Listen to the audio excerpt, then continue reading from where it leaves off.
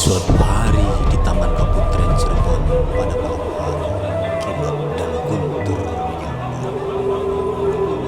Siapa itu? Damaikan hatimu kawan. Seperti kau sendiri, aku pun hamba Sang Prabu Girilaya. Melangkahi malam dari ujung ke ujung sebagai penjaga permata negara Harisbaya. Restu dari segala wanita jelita.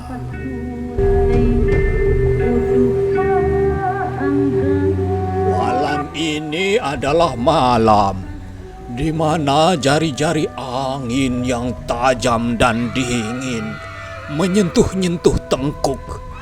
Sedang bintang-bintang menutupi kelopak mata, tak sudi memandang bumi selagi orang-orang jahat menemukan kesempatan yang baik untuk melampiaskan keangkaraan yang mengental dalam darah hitam mereka dan menjadikan dunia ini sebagai tempat yang lebih cocok bagi beragam duka. Bukanlah malam yang gelap kelam, cumalah khayal seorang penakut yang menggelapkannya, lalu mengisinya dengan makhluk-makhluk mengerikan yang sesungguhnya bertubuhkan bayang-bayang belaka.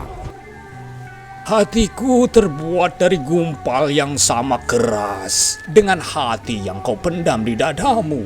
Tapi malam-malam itu seolah-olah suatu rahasia akan terjadi. Ku dengar burung-burung malam berulang-ulang berteriak bagai kesakitan. Dengan tiap jeritannya, malam bertambah berat, bertambah dalam dan sunyi. Danau-danau berbisik bagai beribu-ribu lidah tentang sesuatu yang mengancam, tapi dalam suatu bahasa yang tak dimengerti. Wahai, rupanya ada suatu yang salah dengan angin, dengan guntur, dengan malam ini.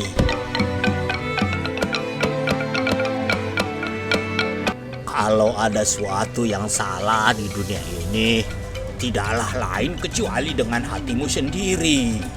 Marilah kita berkeliling hingga bintang penghabisan kembali ke tempat peraduannya. Marilah kita cari kawan-kawan. Sementara itu, kau hunus senjata untuk menghadapi ketakutanmu sendiri.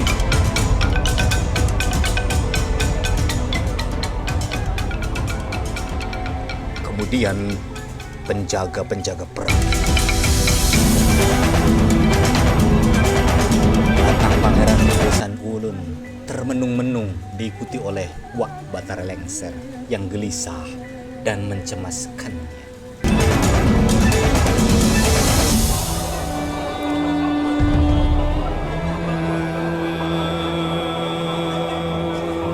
Gusti.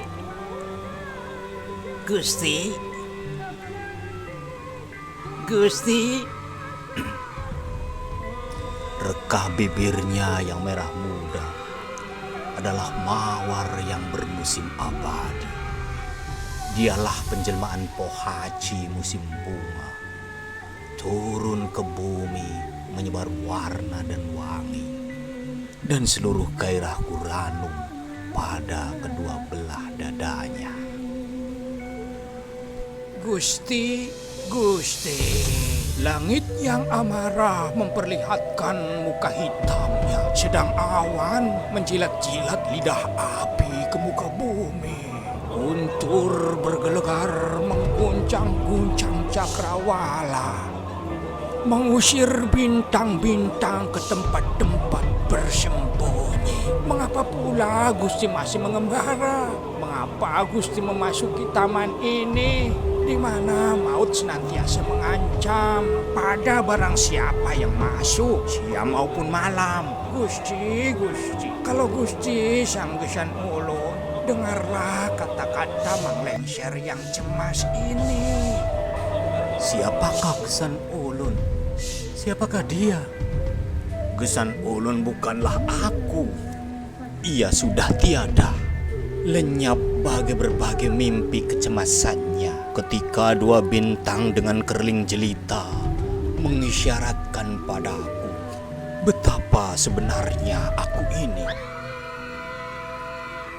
Demi kepala Mang Lengser yang kosong, Gusti bersabda kepada malam, karena tidak ada sepatah kata yang masuk ke dalam akal Mang Lengser. Gesan Ulun lama sudah tiada, berangkat entah kemana. Di sini hanya bayang-bayangnya saja. Ataukah ini Gesan Ulun yang sebenarnya, terbangun dari pelukan tangan kasih untuk mengenal diri yang sesungguhnya? Ataukah ada dua Gesan Ulun di muka bumi? Ataukah ada 10, 100, atau 1000 memperebutkan sebuah hati? Oh, berikanlah hatiku ini pada Gesan Ulun yang sanggup menghadapi segala-galanya. Gusti, kalau bukan Mang Lengser yang linglung, kita dekat sekali ke Kaputren, Gusti. Tempat Putri Harisbaya semayam. Kalau saja seorang penjaga melihat kita, Gusti, kita cuma akan keluar dari sini sebagai mayat belaka, Gusti. Mengapa Gusti menantang bahaya dalam Taman Prabu Girilaya?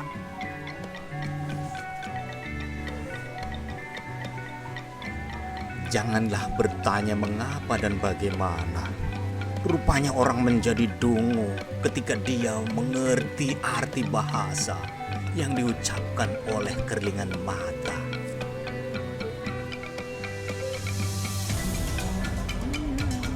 Gusti, ada penjaga, Gusti.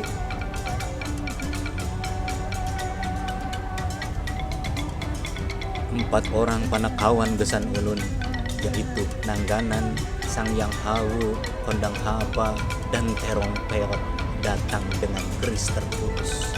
Setelah mereka masuk dan saling mengenal satu sama lain, mereka menyarungkan senjatanya. Kecuali Batara Lengser dan Sang Yang Terong Peot.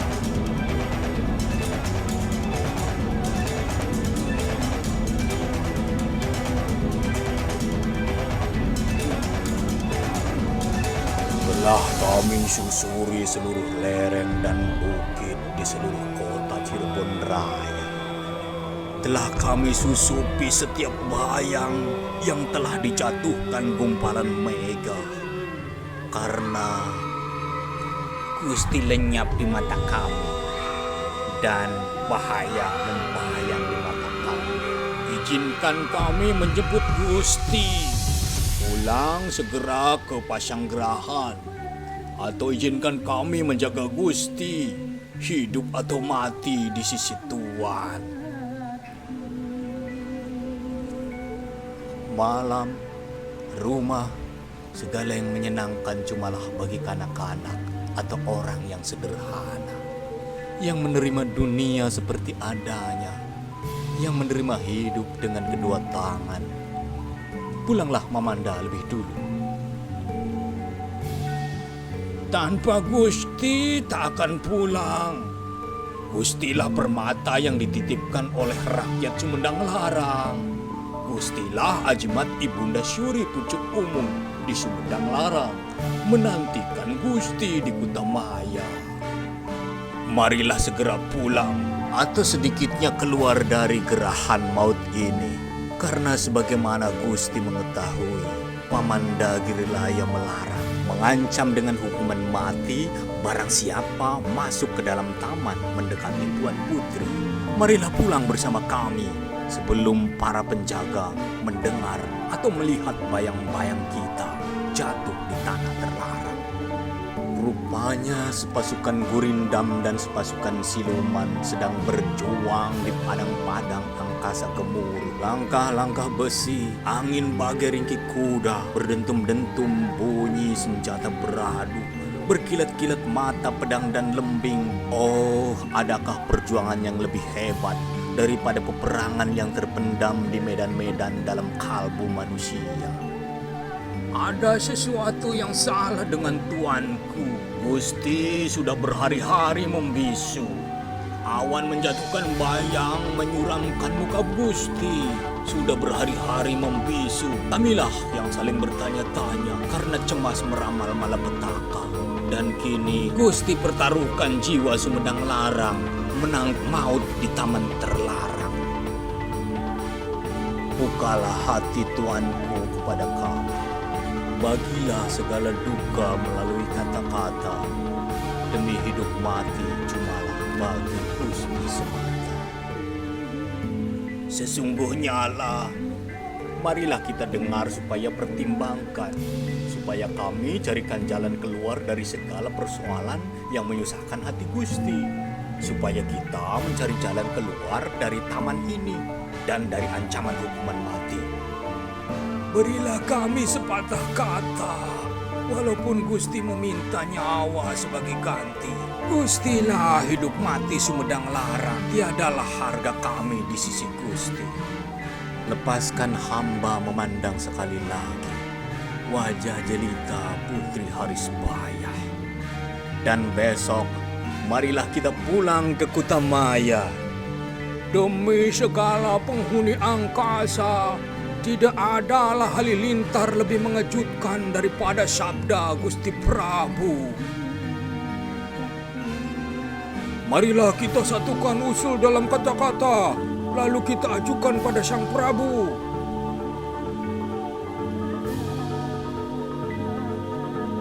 Sudah kutemukan jawab yang baik bagi Gusti Prabu dan Sumedang Larang. Kita akan pulang ke Kutamaya. Di sana, memilih sepasang darah jelita sebagai penglipur hati Sang Prabu dalam menghapus kenangan. Biarlah segala kami dengar usulmu, Sang Hyang Hawu.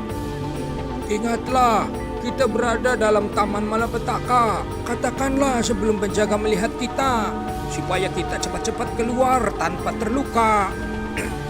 Putri Harisbaya hidup sebagai tawanan Putri Pajang yang dijadikan bunga istana Mataram. Sayang, Putri dipersembahkan kepada Raja Cirebon, Girilaya. Sebagai tanda persembahan agar Girilaya membantu Mataram dalam menghadapi Banten. Sebagai burung jelita yang terkurung dalam sangkar emas. Betapa kita saksikan dukanya sang putri. Lalu kita melarikannya ke Sumedang Larang dan menyembunyikannya dalam puri dalam Kutamaya. Demi segala siluman yang menyiksa malam ini, kata-kata apalah yang kau ucapkan, Sang Hyang Hawu? Mengapa pula kau racuni hati Sang Prabu?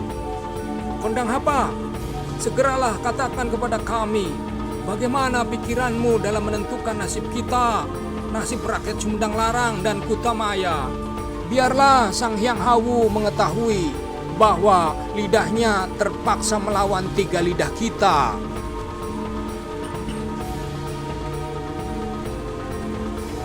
Ketahuilah Nangganan, bahwa usulku adalah gema usul Sang Hyang Hawu, bahwa kata-kataku adalah suara Sang Hyang Hawu.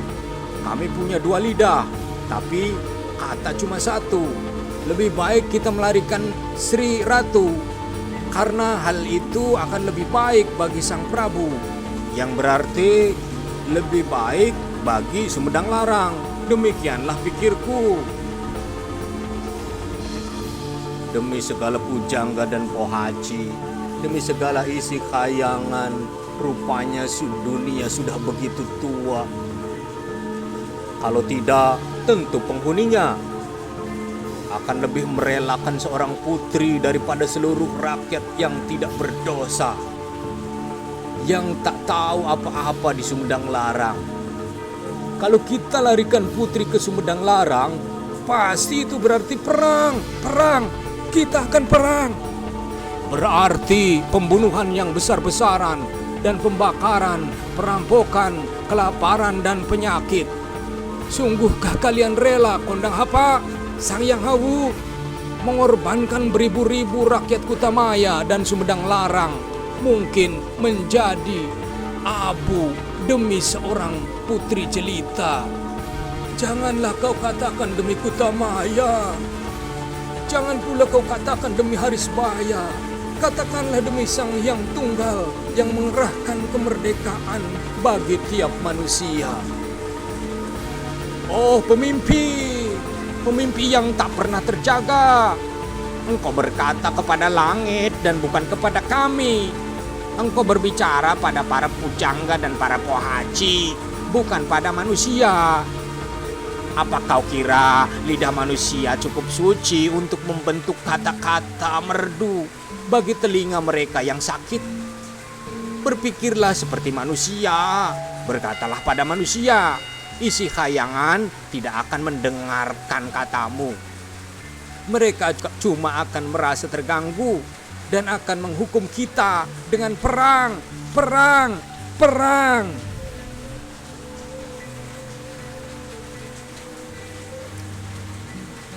Andaikan anakmu seperti Tuan Putri, dikurung di sini di dalam puri sebagai tawanan dan mainan girilaya, akan kau tantang isi dunia demi siluman yang mengacaukan hati orang. Ingatlah, kita berada dalam taman terlarang. Kita sedang berunding dan bukan bertengkar. Cepat putuskan dan cepatlah keluar. Kata penghabisan adalah milik Sang Prabu. Mengapakah kita mesti bersaing dan bersilang lidah kalau tidak menyatukan hati? Marilah segalanya kita serahkan kepada beliau. Lalu kita menanti segala perintahnya. Gusti, pada Gustilah terletak kata putus. Katakanlah apa yang harus kami perbuat bagi Gusti dan rakyat Sumedang Larang.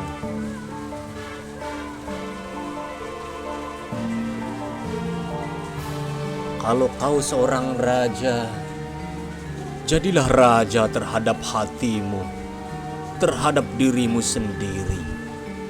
Ketika Mamanda berdebat satu sama lain, Gesan Ulung berdebat dengan dirinya sendiri untuk sebuah kata putus yang dapat digantungi oleh nasib Sumedang Larang. Mengurungkan maksudnya menemui Harisbaya. Sesungguhnya lah, Gusti dilahirkan sebagai seorang raja. Tidak sia-sialah pujaan rakyat Sumedang Larang yang kini menanti Gusti di Kutamaya. Akan paman persembahkan sepasang darah jelita. Akan paman persembahkan kuda perkasa. Sekarang marilah kita berlalu sebelum maut meminta nyawa kita, yang selama ini kita pertaruhkan dengan sia-sia di Taman Malapetaka ini. Marilah kita ke Pasanggerahan untuk bertapa, berlupa.